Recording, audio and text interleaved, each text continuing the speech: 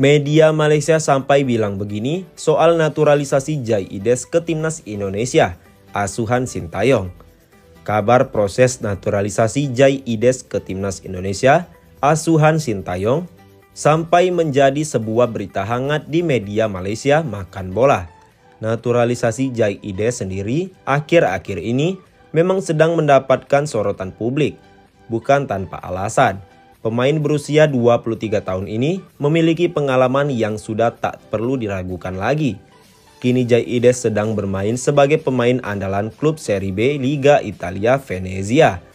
Penampilannya yang gemilang bersama Venezia membuat namanya masuk ke dalam bidikan Sintayong untuk segera dinaturalisasi demi memperkuat timnas Indonesia jelang Piala Asia 2023. Berposisi sebagai bek tengah, Jaides selalu bermain penuh selama 90 menit dalam 8 kali pertandingan Venezia. Kabar terbaru menyebutkan bahwa proses naturalisasi Jaides kini sudah sampai di Kementerian Hukum dan HAM Republik Indonesia.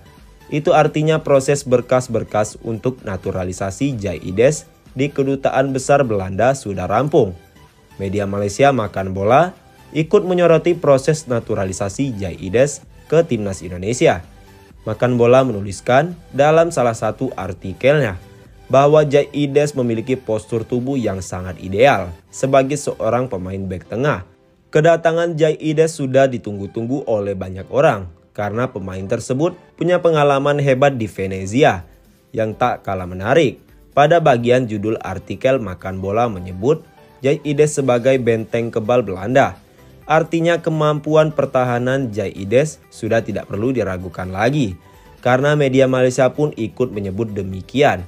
Kedatangan Jaides bisa memperkuat tembok pertahanan timnas Indonesia di bawah asuhan Sintayong dan akan membuat skuad Garuda berjaya di ajang Piala Asia 2023. Berita timnas Indonesia, STY hanya panggil 25 pemain hadapi Brunei, Sandi dan Marcelino absen. Kekuatan timnas Indonesia berkurang melawan Brunei Darussalam di ajang kualifikasi Piala Dunia 2026 karena hanya memanggil 25 pemain saja.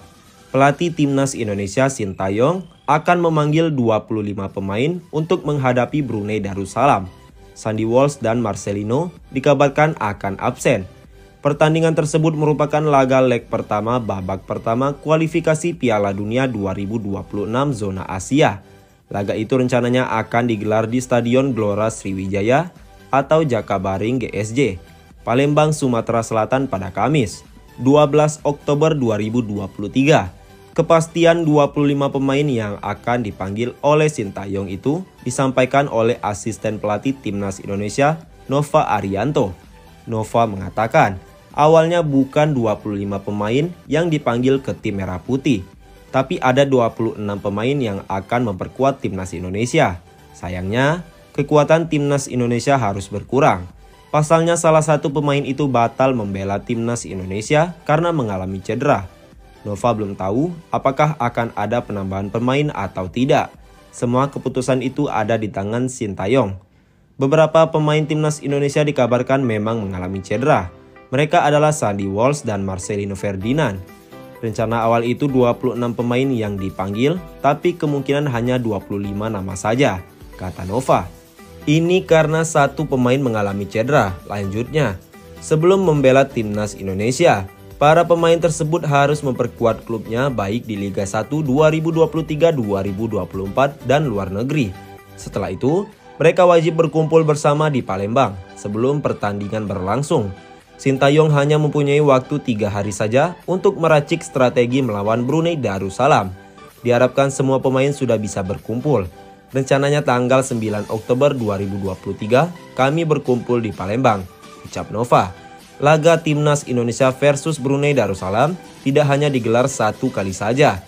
Selanjutnya, timnas Indonesia akan menantang Brunei Darussalam pada leg kedua babak pertama kualifikasi Piala Dunia 2026 di Stadion Nasional Hasanal Bolkiah, Seri Begawan, Selasa, 17 Oktober 2023. Timnas Indonesia wajib meraih kemenangan atas Brunei Darussalam untuk lolos ke babak kedua kualifikasi Piala Dunia 2026 zona Asia.